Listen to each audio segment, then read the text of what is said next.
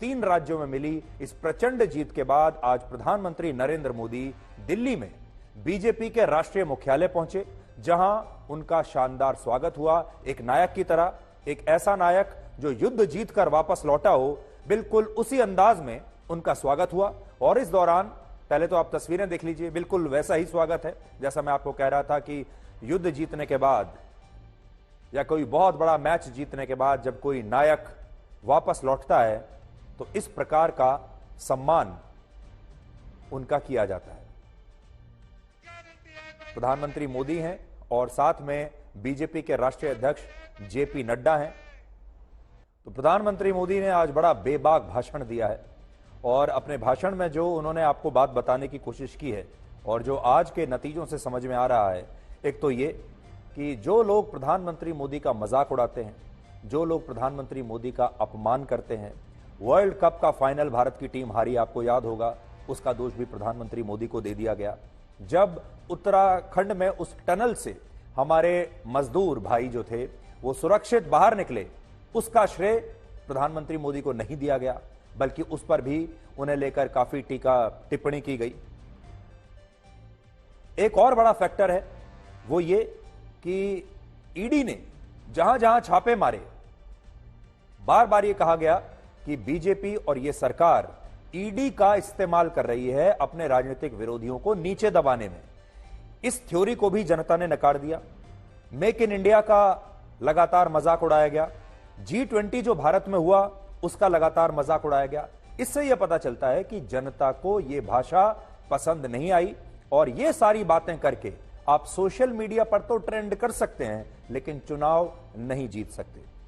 देखिए, मध्य प्रदेश, राजस्थान, छत्तीसगढ़ और तेलंगाना की जिन 638 सीटों पर विधानसभा के चुनाव हुए थे, उनमें से 342 सीटें बीजेपी ने जीती और 232 सीटें कांग्रेस ने जीती हैं, अगर पूरा जमा और घटा करके हिसाब लगाया जाए। बीजेपी को 54% सीटों का फायदा हो रहा है। देखिए कितना जबरदस्त उछाल है, 54%। और 4 राज्यों की इस राजनीतिक श्रृंखला को बीजेपी ने 3-1 से जीत लिया है। मध्य प्रदेश, राजस्थान और छत्तीसगढ़ में बीजेपी को जीत मिली है और तेलंगाना में कांग्रेस को पूर्ण बहुमत मिला है।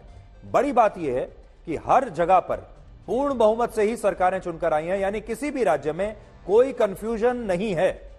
यह एक अच्छी बात है कि जनता निर्णायक मैंडेट दे रही है। मध्य प्रदेश में कोई कंफ्यूजन नहीं, राजस्थान में कोई कंफ्यूजन नहीं, छत्तीसगढ़ में कोई कंफ्यूजन नहीं, तेलंगाना में भी कोई कंफ्यूजन नहीं।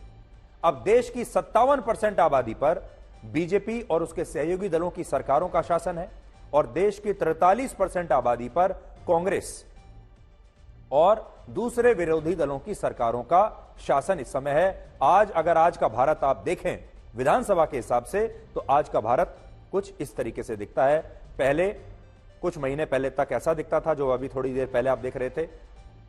2014 में ऐसा दिखता था, 2015, 16, ये जो बदलाव आते जा रहे हैं भारत के नक्शे में, 2017, फिर 18 में देखिए बिल्कुल कम हो गया था, फिर 19 में देखिए और ज्यादा बीजेपी का शासन कम सिकुड़ रहा था, 21 में फिर थोड़ा बढ़ना शुरू हुआ, 22 में, और अब देखिए 23 में, 2023 का जो लेटेस्ट है, अब आप देख सकते हैं अब कुछ इस तरीके से।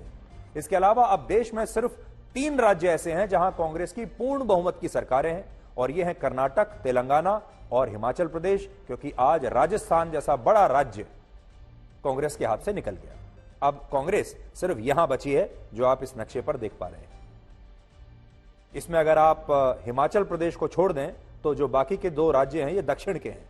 तो एक बड़ी बात यह है कि क्या कांग्रेस अब एक दक्षिण भारत की पार्टी बनती जा रही है, क्योंकि हिमाचल प्रदेश में भी उन्होंने बड़ी मुश्किल से ही चुनाव जीता था। दूसरी तरफ देश में अब ऐसे राज्यों की संख्या 16 हो गई है जहां बीजेपी की डबल इंजन वाली सरकारें चल रही हैं 16 राज्यों में। इसके अलावा अक्टूबर 2022 में जब 81 वर्ष के मल्लिकार्जुन खड़गे कांग्रेस के अध्यक्ष नियुक्त हुए, तब से 10 राज्यों में विधानसभा के चुनाव हो चुके हैं और कांग्रेस को इनमें से सिर्फ 3 राज्यों में जीत मिली है। यानी अध्यक्ष के तौर पर मल्लिकार्जुन खड़गे का विनिंग स्ट्राइक रेट सिर्फ 30% है। बीजेपी की इस प्रचंड जीत में जिन 2 M की सबसे ज्यादा चर्चा हो रही है, उनमें एक M का मतलब है मोदी और दूसरे M का मतलब है महिला। कुछ समय पहले तक पारंपरिक राजनीति में एम का मतलब होता था मुस्लिम, लेकिन अब एम का अर्थ बदल गया है। एम का अर्थ है मोदी और महिला।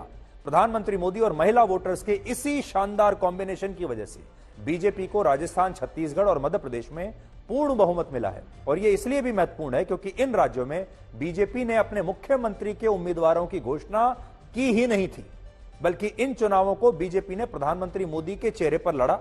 और यह प्रधानमंत्री मोदी का ही एक मैजिक है, जादू है कि बीजेपी न सिर्फ मध्य प्रदेश में जीती, जहां पहले से उसकी सरकार थी, कहा जा रहा था कि अब हैट्रिक लगाना बहुत मुश्किल है, शिवराज सिंह चौहान से लोग थक चुके हैं।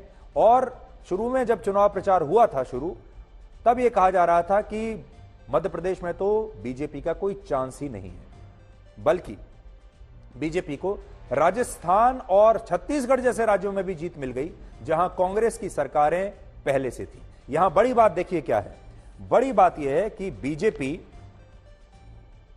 जहां पर प्रो इनकम्बेंसी है, यानी जहां पहले से उसकी सरकार है, तो प्रो इनकम्बेंसी के आधार पर भी जीत रही है मध्य प्रदेश में, और एंटी इनकम्बेंसी के आधार पर भी जीत रही है, यानी राजस्थान में और छत्तीसगढ़ में। तीसरी बड़ी बात जो कांग्रेस को समझनी है कि प्रधानमंत्री का अपमान करके या उनका मजाक उड़ाकर सोशल मीडिया पर ट्रेंड तो किया जा सकता है, लेकिन चुनाव नहीं जीते जा सकते। उदाहरण के लिए इन चुनावों में प्रधानमंत्री मोदी को बहुत सारी बातें, उनके लिए बहुत सारे अपशब्द कहे गए, और न जाने अभी से नहीं, पहले पहले भी न जाने क्या क्या उनके लिए कहा गया, और उनकी तुलना कभी रावण से की जाती है और बहुत उनका जो है उपहास किया जाता है। लेकिन कांग्रेस ने प्रधानमंत्री मोदी का जितना अपमान किया, जितनी बार अपमान किया, उतनी ही सीटें कांग्रेस की कम होती चली गई, और वो इन चुनावों में इस तरह से हार गई। ये एक बहुत बड़ा सबक है कांग्रेस के लिए, खास तौर पर राहुल गांधी के लिए, क्योंकि जब चुनावों में वो प्रधानमंत्री मोदी का अपमान करते हैं, ये सही बात है, तालियां तो बहुत बजती हैं, और शायद उन्हें यह गलतफहमी हो जाती होगी कि क्योंकि जनता सामने, जनता भी क्या, रैली में कार्यकर्ता होते हैं, और कार्यकर्ता अपने नेता की हर बात पर तालियां बजाते हैं, और उन्हें गलतफहमी यह हो गई कि क्योंकि उन्होंने प्रधानमंत्री मोदी का अपमान किया तो तालियां बजी, इसका मतलब लोगों को यह बात पसंद आ रही है।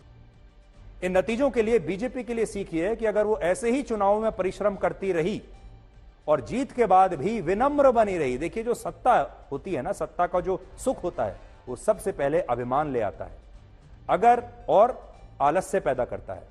बीजेपी के कार्यकर्ताओं और नेता को अगर यह लगा कि प्रधानमंत्री मोदी के नाम पर तो जीत ही रहे हैं, तो मेहनत करने की क्या जरूरत है, हमारे पास इतना बड़ा ब्रांड है, और अगर वो आराम करने के लिए बैठ गए तब तो कुछ और तस्वीर हो सकती है।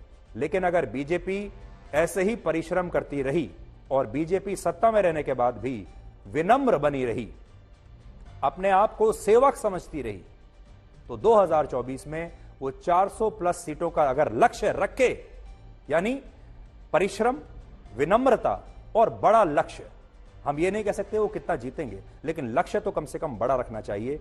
और बीजेपी अगर 400 का लक्ष्य रखती है, यानी बड़ा लक्ष्य रखकर चलती है, तो फिर प्रधानमंत्री मोदी भी एक बार फिर से हैट्रिक बना सकते हैं और दोबारा वापस आ सकते हैं।